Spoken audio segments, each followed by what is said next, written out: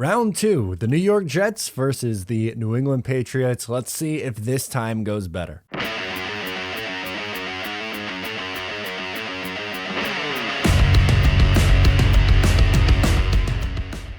Hey, what's going on? Matt O'Leary back with another video, and the bye week is over. It is time to prep for the New England Patriots. Before we get started today, wanted to mention you can follow on social media at Matt O'Leary NY.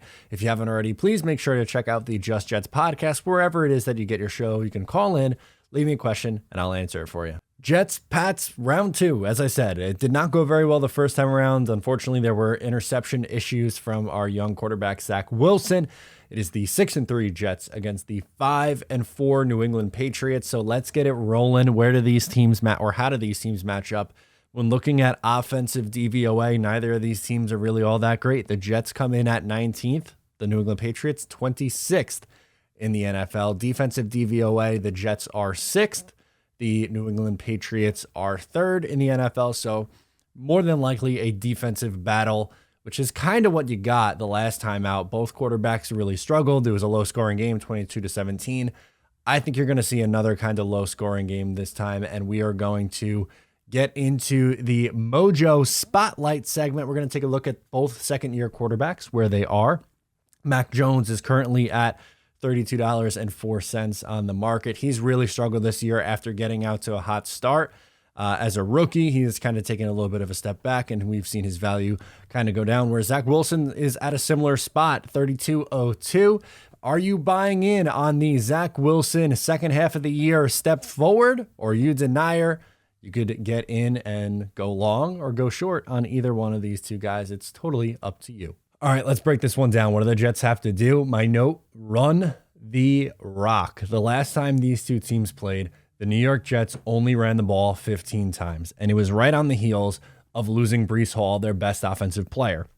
They traded for James Robinson, and he really had a limited role in his first game and was a little bit better against Buffalo the following week, but he's been a little bit banged up since being brought over here to the New York Jets, and I think getting the extra week off on the bye is really going to help him ramp up. And the 1-2 punch of James Robinson and Michael Carter, I think, is going to have to be put on display a little bit more, especially when you consider that they only ran the ball 15 times. They had Zach throw it over 40 times. That is not a recipe for success for this offense.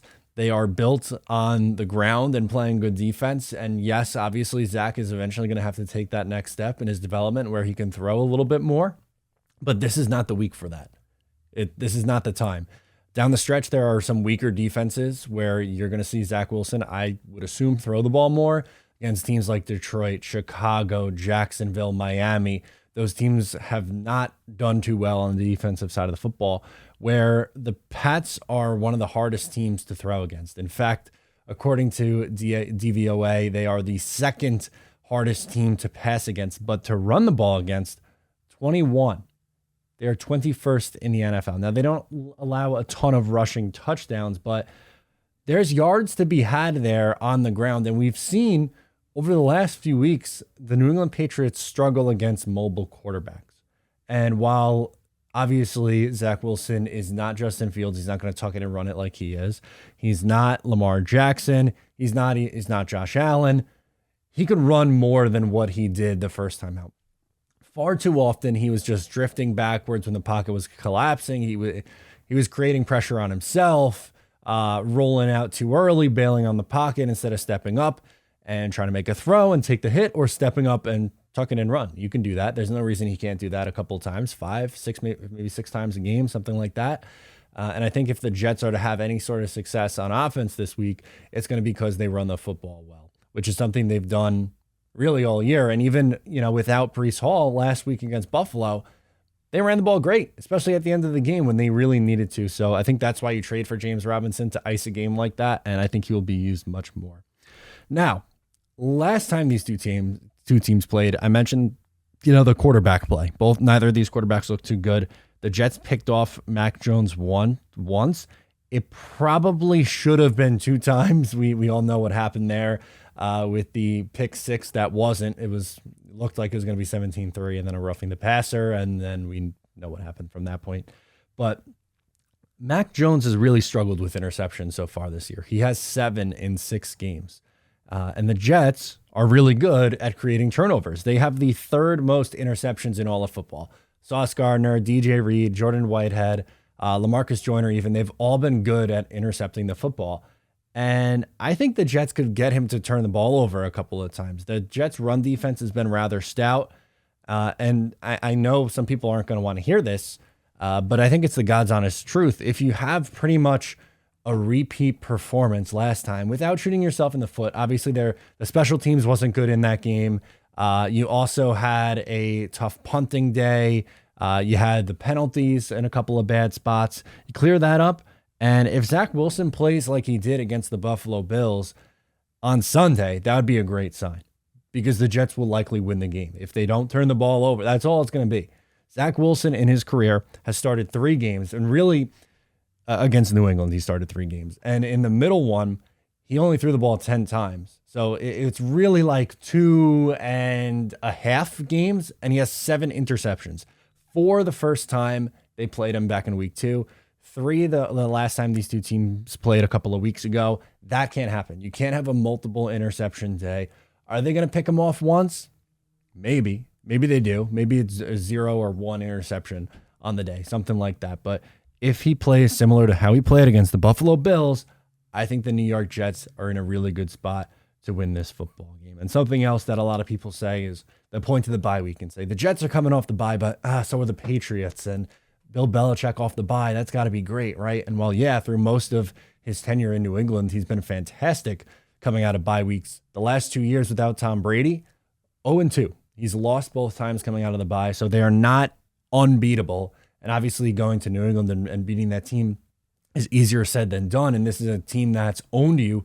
You're 0 for your last 13 against this team. You haven't won up there since 2010 in the playoffs. You haven't won in the regular season there since 2008 with Brett Favre at quarterback. It's been a really gosh darn long time since the Jets have won up there. But when it really comes down to it, the Jets are the better team. They have the better record. They have the deeper roster. They should win this football game.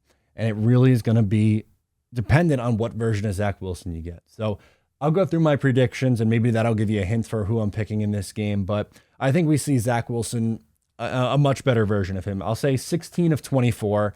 So that's like a 66.7% completion percentage, 175 yards, which is a little over 7 yards per attempt.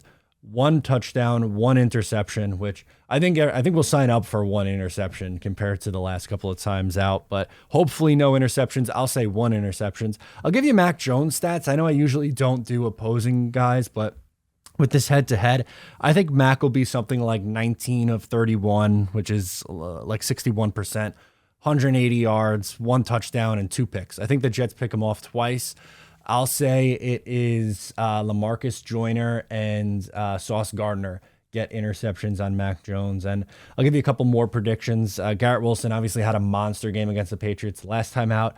I'll say he goes 5 catches, 71 yards, and a touchdown. He hasn't scored a touchdown since his week 2 performance where he put up 2 against the Cleveland Browns, and I think he gets back in the end zone this week. And Elijah Moore, who supposedly is moving back to the slot a little bit more, I think he finally gets involved. I'll say 4 catches, 40 yards. Not anything to write home about, but a useful piece to the offense, which I think eventually you're trending to him getting, more targets as he should. So let's get to the pick segment, which is brought to you by BUSR, the official sportsbook of Matt O'Leary NY. You can sign up with my link down below, busr.com/Matt, and receive 150% free play bonus up to $2,500.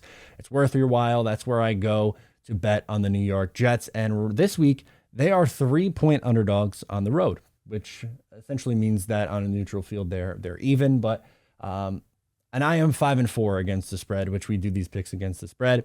And not only am I taking the Jets getting the points, getting 3 points, I think they win this game outright. I have the Jets winning this one 23-13.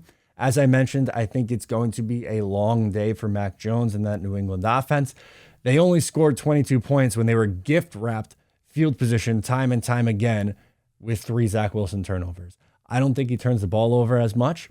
Again, I'm predicting he throws 1 pick, which I'm sure will frustrate people, but 1 touchdown, 1 pick. I think the offense does just enough. The run game's better. A defense clamps down, and the New York Jets finally exercise their demons. Let's go to Casey. Let's see who she likes in this game.